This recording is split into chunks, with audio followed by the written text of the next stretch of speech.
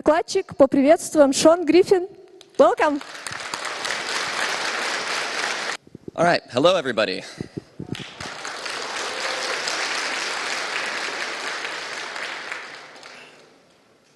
My name is Sean Griffin. I'm a 10x hacker ninja guru at Shopify.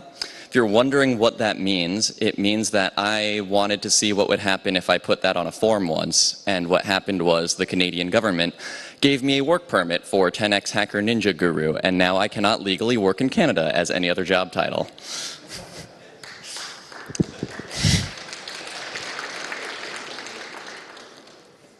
I'm a committer on Ruby on Rails. I'm the maintainer of Active Record. I'm sorry.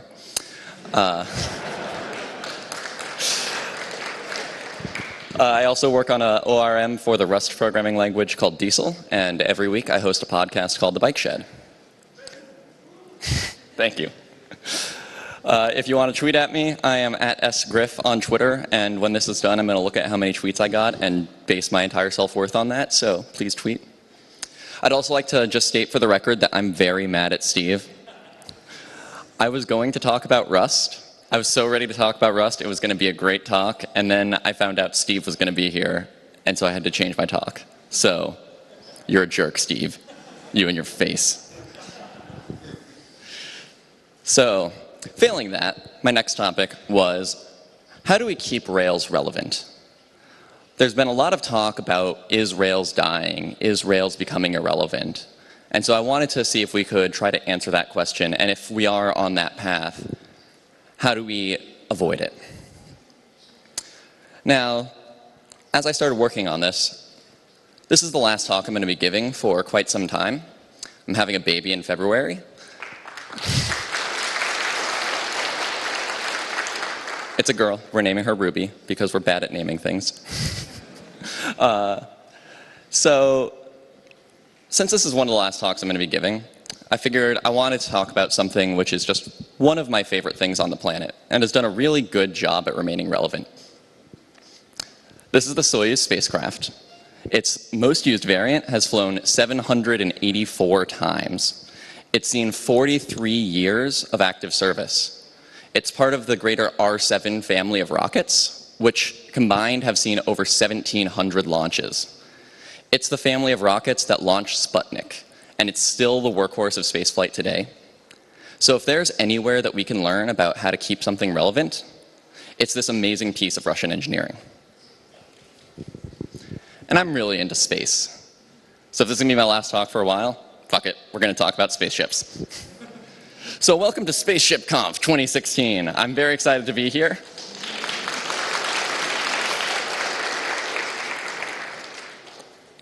Before we can see how the R7 relates to our world in software, let's take a brief look at how spaceflight started. The history of modern spaceflight begins with a Russian scientist named Tsiolkovsky. In 1896, he created something which is now known as the Tsiolkovsky rocket equation, which he published in 1897. This is the formula. Yes, I am starting this conference with math. Now, if you're like me, this sort of notation is completely meaningless to you, so let's look at it in terms of code from a program that I wrote. However, I wrote that program in Rust, and since Steve is here, we're not going to talk about Rust, so we'll look at it in Ruby instead. So this is the formula that is one of the most important numbers when it comes to rockets. Delta V, or change in velocity. In space, there's no air to slow you down.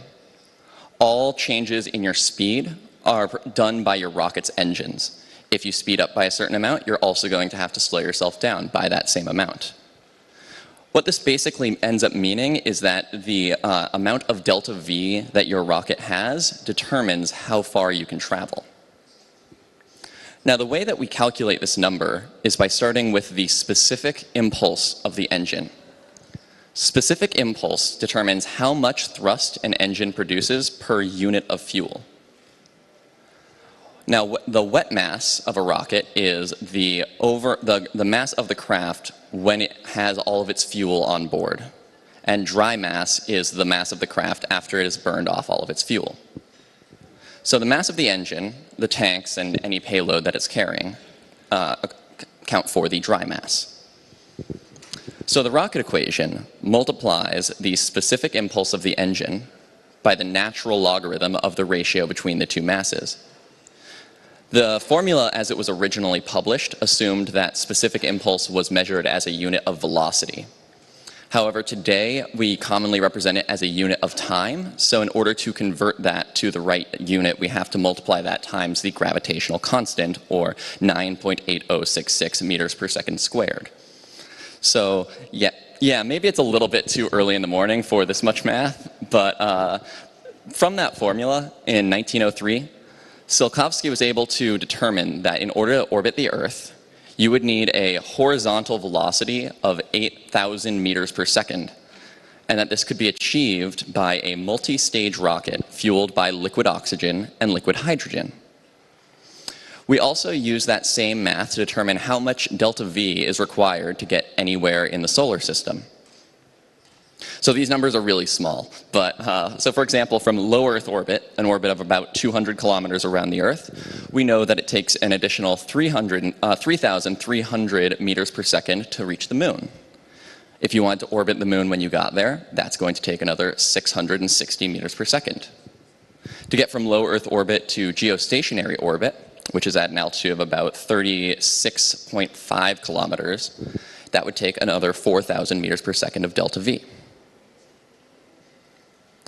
So the second founding father, as they're sometimes called, of rocket science was an American named Robert Goddard. In 1914, he began research on the first liquid-fueled rocket engines.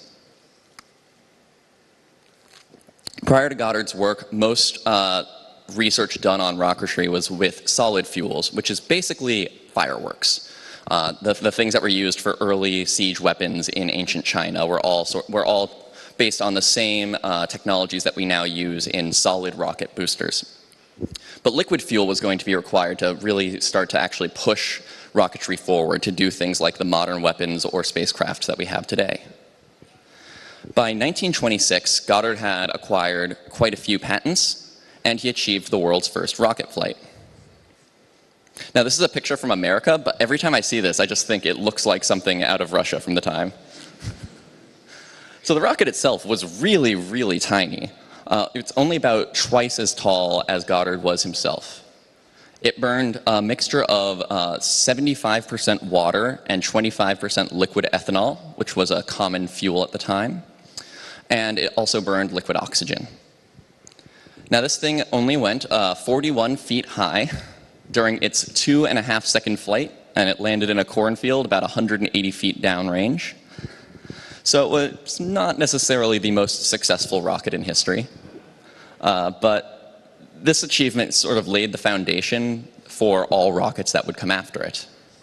One interesting note about this rocket, so this thing on the bottom here, this is the fuel tank, and the engine is up at the front and pulls the fuel tank rather than pushing it like all modern rockets do today. So quite different, and probably, I'm going to assume, not the best idea, since we don't do anything that looks even remotely like that anymore. So the third and final founding father of rocketry was a German, a physicist named Hermann Oberth. Early on in their careers, he and Goddard shared a lot of their research. They would speak quite frequently. As time progressed, Goddard would become more paranoid, more secretive, and he and Oberth stopped sharing. Eventually, he even accused Oberth of plagiarism. 5 years after Goddard's launch, in 1931, Oberth also launched his own liquid-fueled rocket, marking the second person to launch liquid-fueled rockets. He's best known for his work on what's known as the Oberth effect. The Oberth effect states how the gravitational well of a planet affects the energy that a craft gains when it burns its engine. And this effect is the basis for all orbital maneuvers that we plan today. The idea is that the closer to a planet you are, the faster you're going. So if you have an orbit where you go from very close to the planet to very far away from the planet, you gain significantly more energy by burning your engines when you're very close to that planet. And it also demonstrated that we can do what's called a gravity assist, where you sort of slingshot around a planet doing a very small maneuver to make a very large change to your overall orbit. And that is the basis of how we are able to send craft to places like Jupiter or Uranus, which are very, very hard to reach just by directly burning the engines. Oberth was also a teacher, and one of his students is somebody who would go on to become very famous, another German scientist named Wernher von Braun. Von Braun built what is generally considered to be the root of all rockets, other than of course, that very first rocket that Goddard launched. So von Braun's rockets were known as the A series. In 1942, one of his rockets was the first rocket to cross the Kármán line. The Kármán line is something that's named after Theodor von Kármán. And Theodor von Kármán calculated that at a certain altitude, around 100 kilometers, if you had an airplane, the amount of air at that altitude, for the plane to gain enough lift on its wings with that little air, the speed it would have to be going just to stay in flight is actually the speed required to orbit the Earth. So 99% of our air is, in our atmosphere is below 100 kilometers. So as a result of that calculation, the Kármán line is universally recognized as the dividing line between the atmosphere and space. Contrary to some common beliefs, there is no actual line where just like there's no more air. It just sort of slowly fades off. So the most famous rocket of the A series was publicly known as the V2. It was known as the A4 to the people who created it. And this was the first guided missile that was ever used. It was used by the Nazis against Great Britain during World War II. It wasn't terribly accurate. It ended up doing a lot more damage to civilians than to the military. But it showed promise. But the war ended before the Nazi rocket program could progress to something that was an actual useful military tool. Still, after the war ended, both the US and the Soviets saw the potential applications of rocketry, both for military purposes and otherwise. So when the Nazi regime fell, both sides immediately scooped up as many Nazi rocket scientists they could and brought them into their countries. Oberth and von Braun were the two most well-known rocket scientists at the time, and they both went to America. But the Soviet Union had a lot of German scientists that came as well. So after the war, the Soviet program was primarily led by a man named Sergei Korolev. So the first thing that they built was called the R1. The R1 was simply a pure clone of the V2 rocket, but it was entirely Soviet manufactured. Even though it was just a straight copy, it gave them a lot of experience on how to manufacture the required pieces, the required materials, the fuels needed to produce a rocket. With this valuable experience, they were able to start constructing more involved rockets. And soon after, the Cold War would begin. And the United States and Russia decided we want to flex our muscles as much as we can and show that we could totally nuke the crap out of the other one if we wanted to. The V2 didn't have nearly enough range for Russia or the US to use it against each other. So in 1950, a decree was given authorizing the research project titled Development Requirements for a Liquid Rocket with a Range of 5,000 to 10,000 kilometers and a warhead of 1 to 10 metric tons. The result of this research program was what could be considered the single largest contribution to spaceflight, the R7 missile. Now the R7 Semyorka, there are two variations here. The R7A is the one that actually saw service. That's the warhead that's on the top, and then the original R7 has that more cone-shaped warhead. The R7A could go much farther and was much cheaper to build. So there were 4 strap-on boosters. The core was evolved from the R1. It got longer, the engines got bigger and more efficient, and then the result was something that was so heavy it couldn't get itself off the ground alone, so they added these additional 4 strap-on boosters to the side. During flight, eventually the rocket reaches a predetermined speed. This happens at about 2 minutes after launch, and at that point the boosters separate from the rest of the craft and they fall away. The core engine continues burning for another 3 minutes after that, and then once it has reached its predetermined speed, so that it's at the right trajectory to go to its target, that engine cuts off. The warhead would separate and go and bombard whatever they were trying to blow up. Now, it's worth noting, right, this rocket wasn't built just for the sake of building a cool rocket, which, I mean, hey, if they wanted to just build a cool rocket, that'd be good. But this was driven by a very concrete need.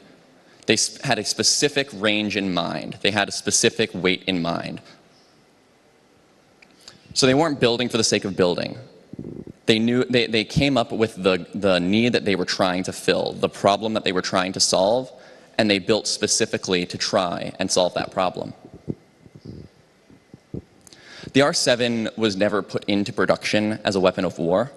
That would wait until the R7A years later. The original R7, though, did end up being used for one very important little silver ball. In 1957, a slightly modified R7 was used to launch Sputnik 1.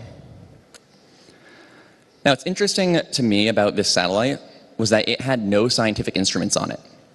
They weren't launching this we did end up gaining a little bit of information by analyzing its radio signals, and we learned a good bit about our ionosphere. But this wasn't launched with the intention of doing a lot of science in space. The majority of the mass on this craft was devoted purely to the battery. Once this was in orbit, it lasted for 22 days before the batteries gave out, which is a lot longer than anybody expected. It stayed in orbit for about 3 months, which was also a lot longer than anybody expected. And this thing's job was to orbit the Earth and beep. And it beeped really damn well. Anyone with a normal radio could just tune to the right channel and hear this thing beeping. And so that gave undeniable evidence that the Soviets had beaten the Americans into space, that they had a satellite orbiting. Circled the Earth at its peak altitude of 650 kilometers. And this drove a lot of fear into the Americans. If the Soviets could get something into space, they could be spying on us. It also was subtly demonstrating, hey, we can send a missile anywhere on the planet. This thing was light. It just did the absolute bare minimum required. The heavier payloads would come later, the science would come later, but they started small. So I think there's something that a lot that we can learn from this. In open source, this might be considered optimizing for adoption even. But you don't have to always build something that is the final complete product that solves every problem under the sun. You just do the bare minimum required to get on people's radar. In this case, literally on people's radar. Meanwhile, in America,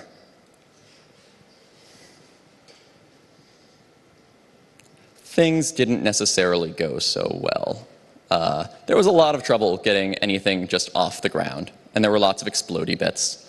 And in fact, the Vanguard program, the first attempt for the Americans to try and launch their own satellite, which came a few weeks after Sputnik, was publicly televised all over the world. The thing went a few inches off the ground and then exploded violently on the pad. It was incredibly embarrassing, but the complexity of the crafts that the Americans were trying to build came back to bite them and caused them to fall very, very far behind in the space race. So this is the engine that was on the R7 rocket. The center engine was an RD-108, and the strap-on boosters were 4 RD-107s. These are basically the same engine. The RD-107 produces a little bit more thrust, but consumes fuel a little bit more quickly and has a lower overall specific impulse. The RD-108 doesn't produce as much thrust, but it can produce a lot more thrust with the same amount of fuel than the RD-107 can. So there have been over 1,700 flights of the R7. 1,700 flights times 5 engines per rocket, with 4 combustion chambers per engine, plus all of the ground test models. That's an awful lot of engines. So this engine has seen some work. Now, the design of this engine was very unique at the time. Despite this appearance, this is one engine. This is not 4 different engines. It has 1 turbo pump, which is feeding the fuel from that tank into 4 separate combustion chambers. The engines themselves were fixed in place. They couldn't turn at all. So in order to give attitude control to the craft, they added what are called vernier nozzles. Tiny, tiny little additional engines that go on the side and that can move quite a bit.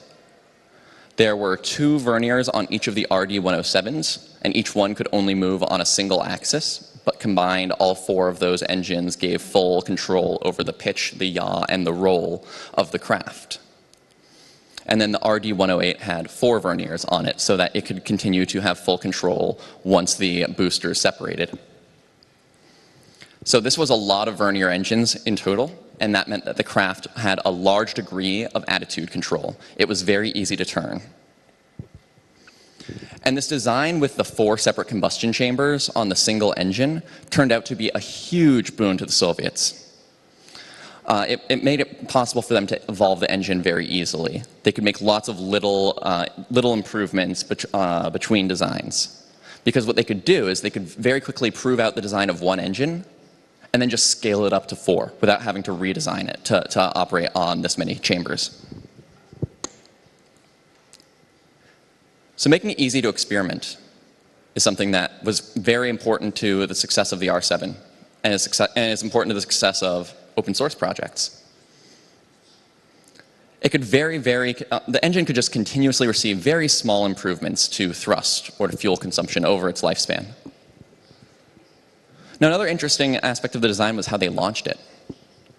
All American rockets at the time used a single engine, and it would have clamps that would hold it down. They would ignite the engine, because the engine required additional chemical reaction to get started, because the fuels wouldn't just ignite automatically. And then once they confirmed that the engine had ignited properly and it was producing enough thrust, the clamps would let go, and the rocket would lift off. The R7 had no clamps. In fact, it was actually suspended over the launch pad by some cables. And what they would do is they would ignite the boosters, those RD-107s. Those 4 engines would get ignited, but that wouldn't produce enough thrust to take off. So once they confirmed that the boosters had successfully ignited and were producing full thrust, then they would ignite the central engine, and the power of all 5 engines combined produced just enough thrust for the thing to get off the ground, and the thrust alone would cause it to fly. One thing that you would find in the earliest models of this that you won't see today, there was an actual hand crank on the engines. And during the fueling, there was a valve that could get clogged up. So a soldier would have to actually just stand there and continuously crank the engine while they pumped in this highly explosive rocket fuel. And then the valve would just close automatically later on. They didn't actually just stand there when it took off, because they would die. And this engine also used a brand new rocket fuel, which is brand new for the time, which is now the most common, one of the 2 most commonly formed types of rocket fuel. Still used liquid oxygen. Everything uses liquid oxygen. But it replaced ethanol alcohol with RP1, which is also known as kerosene, which was much easier to acquire, much easier to burn, and produced a lot more thrust. So all of these changes they did to the design, not requiring the launch clamps, suspending it over the launch pad. This actually meant that the launch pad design itself could be very simple. So that made it very easy for them to get the Baikonur Cosmodrome set up very quickly and get into space much more quickly. So this is part of why Russia was able to beat America into orbit. They simplified. The R7 it's a beast. It has a lot. It looks like there's a lot to it, but at its core, compared to what the Americans were doing at the same time, it's actually a very simple rocket. That simplicity led to the reliability that it would eventually come to have, and allowed them to get up and running much more quickly. Okay, fine. So let's talk about Rails a bit. So one of the other really cool things about the R7 was that they transported it by train. The rocket was assembled horizontally, and then it was transported over to the pad, and then they would use those cables to raise it up into a vertical position suspended over the launch pad. This was much more practical than what the Americans were doing. They would assemble the rockets vertically on the pad at the time. But this meant that they could use much more specialized machinery. They could build things much quicker. They could prototype much more quickly. And this is why modern companies like SpaceX do the exact same thing. SpaceX doesn't use trains, they use a car, but the Falcon 9 gets assembled in their factory in California and then put on the back of a truck. And then they drive it to the other side of the country, hoist it up, and launch it. So I think this is designing for portability, which portability means something a little bit different in software. But really it's about making sure that the tool that you build is flexible and can be used in as many scenarios as possible. So by contrast, right, the Americans at the time were assembling their rockets on the pad. Eventually NASA was formed. NASA wasn't actually around in the earliest days of the space race. Once NASA was formed, they would go on to build the VAB, that large building that you see in pictures of Cape Canaveral. So at that point, they would at least have a building that they could build the rocket in. And then once they constructed the rockets, they were still constructing them standing straight up. And then they would use this beast called the crawler to roll the rocket out to the pad. And this thing is huge. And you can see, if you ever go out to Cape Canaveral, you can see the paths that it goes down. And there's these large rocks about the size of a fist that are just completely turned to powder on the spots where the tracks of the crawler had gone over it, because this thing is so heavy and so huge. And this thing moves incredibly slowly. Just to get to the pad, which was maybe half a mile away, would take hours or even days. It's effective, but for something small, it's hilariously inefficient. And America doesn't really have a great rail system anymore. So for rockets today, the individual components that aren't constructed at the VAB, they have to get sent by plane. So we also have this beast. This is a real plane. This isn't a mock-up. This is used by NASA. It's called the Super Guppy. And the front of it just sort of swings open like a door, and then they load in the cargo from the front like that, and then it flies to Florida. I don't know, that just looks so ridiculous to me. And then once we went on to have the space shuttle, that got transported like this. Which, I mean, I guess this actually kind of makes sense and isn't as ridiculous, but just that looks so funny to me. Now, there are definitely drawbacks to the approach that Russia took. The problem with shipping a rocket by train is that there's an absolute maximum to the size of something that you can send by train. A train can only carry so much. So part of the reason that the Soviet N-1 failed, their attempt to actually land a man on the moon, was because the infrastructure for dealing with such large rockets wasn't in place. The Saturn V was able to get constructed and built and launched and tested very quickly because they did have everything set up for very, very large rockets from the get-go. So moving on to the next evolution of the R7 was the launcher for the Luna probes. So the core was completely unchanged. That bottom section below those crosses, that's the same rocket, exact same rocket that launched Sputnik. But they added a third stage. This third stage was known as the Block E, and it was powered by a single RD-0105 engine. This engine was much, much smaller. So the RD-107 and the RD-108 both produce around 1,000 kilonewtons of thrust. So combined, the first stage has 5,000 kilonewtons of thrust. The second stage has 1,000 kilonewtons of thrust. The third stage produced 50 kilonewtons of thrust. So, but it did have a much higher specific impulse. When it burned all of its fuel, it produced more thrust than would have been produced by the larger engine with the same amount. The engine was also much lighter. It weighed about 1/10 of what the RD-107 weighed. That means that overall, the third stage has a lot more delta V than if it used a bigger or heavier engine. But this thing took a long time to burn. You can see, so that has, what, like 5% of the fuel of the stage below it, less if you include the boosters. That core stage burns for a total of 5 minutes. This thing, to burn 5% of the fuel, had to burn for almost 9 whole minutes. The Vostok variant of the R7 had one of the longest times to orbit of most rockets. You see an average of around 11 minutes. This thing could take up to 15. But what's amazing about this is that this was able to just work, this third stage, the Block E. They just put it on top of the existing R7 base. And suddenly, you go from a craft that can barely get that tiny little ball into orbit to something which can now go to the moon.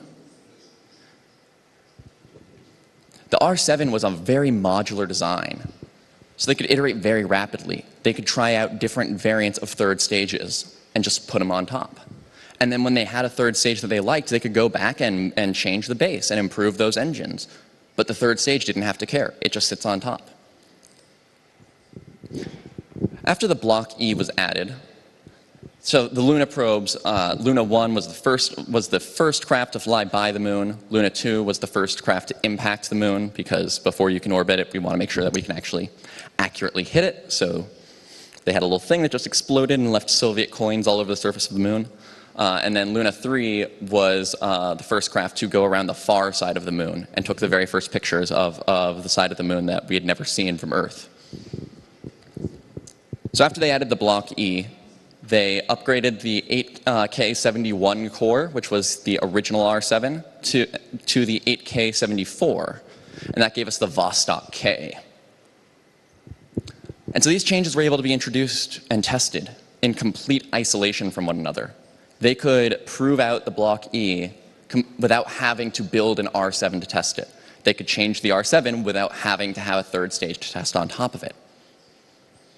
So this allowed for much larger teams to work on the project, and they were able to iterate much more quickly.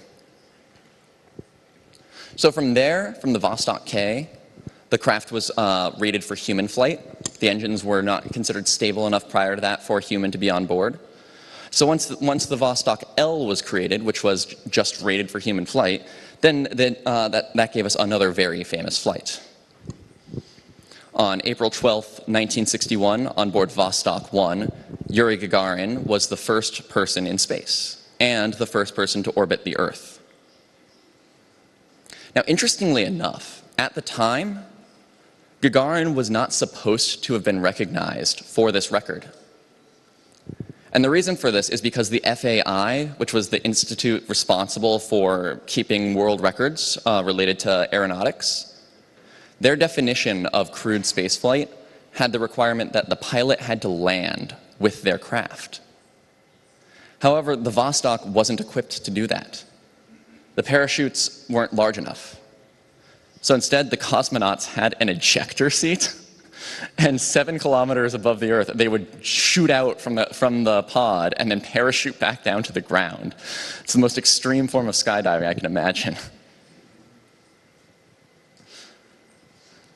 So of course, that technicality hasn't affected Gagarin's legacy. Of course he was the first person to orbit the Earth. I think part of why Vostok 1 is so historic is because unlike the US, Russia was at a huge disadvantage when the space race started. So much of the country had been devastated by World War II, while the US was just really angry that we had lost one harbor. The fact that Russia led the space race for so long at such a massive disadvantage is astonishing, and it makes the achievement of Gagarin and the Russian people that much more amazing. So continuing with the history of the R7, the Block E was expanded, creating the Block I, and an additional stage was added called the Block L, giving us the Molniya. And this brought with it one of the largest innovations of Russian spacecraft, the closed-cycle staged combustion engine. I won't get into the technical details of how that works, but the important aspect of it is that it wastes less fuel than the gas generator cycles that had been used by all engines prior to it. Stage combustion would also eventually get adopted by the Americans, but not for decades later. With the first American engine was the space shuttle. So what's important to note is that the development of staged combustion didn't replace everything underneath it. The Block I was expanded, but it was still just the same breed that powered the Block E. And the core was still that same basic R7 core. Innovation's important, but you shouldn't replace everything that you're building on just because you have something new. The Molniya had a huge increase in performance, and it powered the Venera probes and the Mars probes, which were the first probes to explore Venus and Mars. The next evolution of the R7 was the Vashkod. It took the Block I third stage from the Molniya, but didn't have the fourth stage. It became human-rated, and it powered crewed spaceflight from 63 until 76. Now, these crafts weren't mutually exclusive. They all coexisted. There were 300 Vashkods launched. Many of them were crewed. In 1964, 1 year later, the Molniya got upgraded to the Molniya M, and around 300 of those were also launched, and that powered interplanetary probes, or heavier payloads. And then the Vostok got upgraded that same year and was responsible for launching lighter craft for a long time. So they had different craft that filled different needs, but they all coexisted, and they were all built from that same R7 design.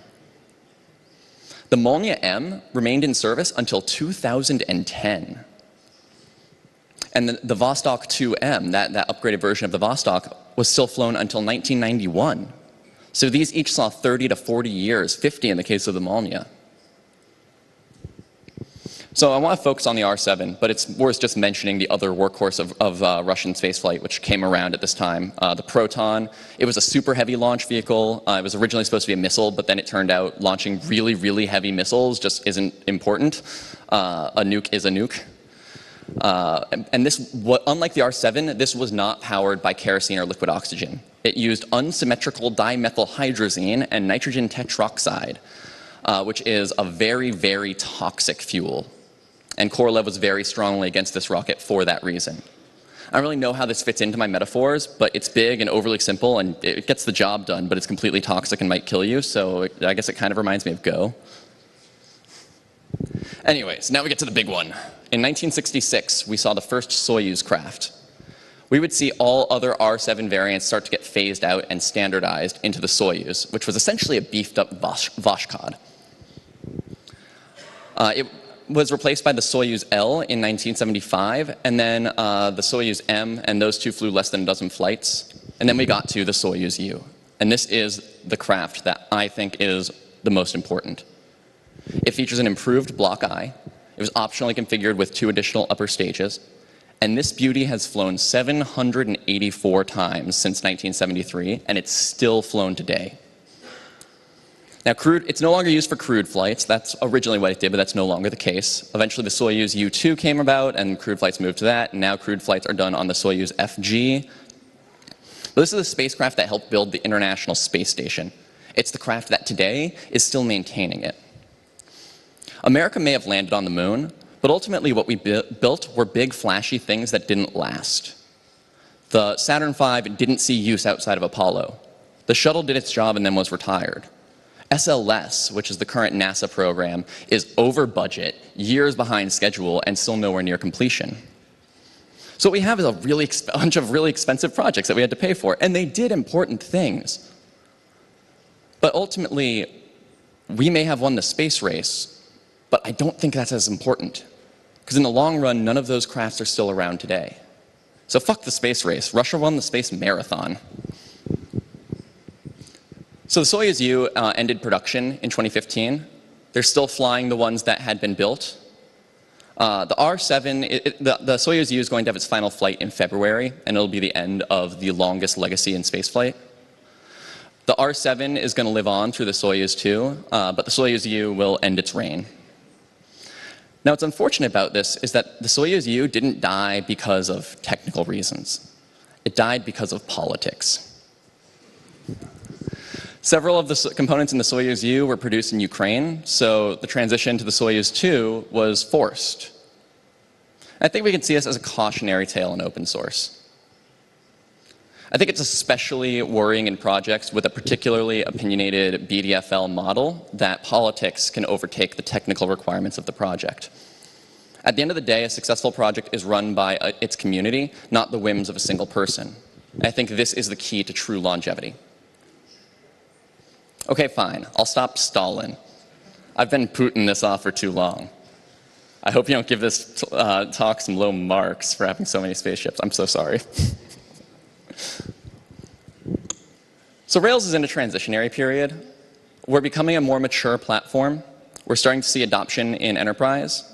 And that means we have to pay a lot more attention to backwards compatibility than we have in the past. I think one of the biggest benefits that Rails has is the size and the scope of the people who work on it.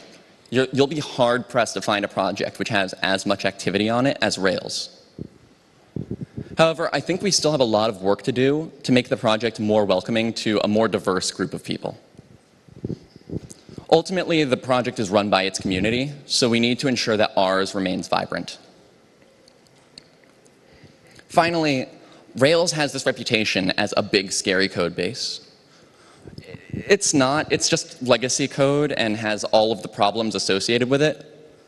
And it's getting better over time, but if we want to continue to attract new contributors, we need to do work to make the code base more approachable. We've got some big, scary code monsters that are still hiding around, especially in like associations and mostly in active record. And those are always going to continue to be complex. They're doing complicated things, but we need to make sure that the code is structured such that it can be approached by new contributors. Anyway, I think we are running out of time, so I'm going to end it here. Do we have time for questions?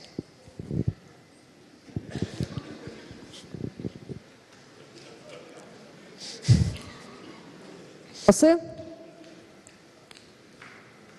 I think we don't have any question. Okay, well So then, thank that makes you. it easy. Thank you.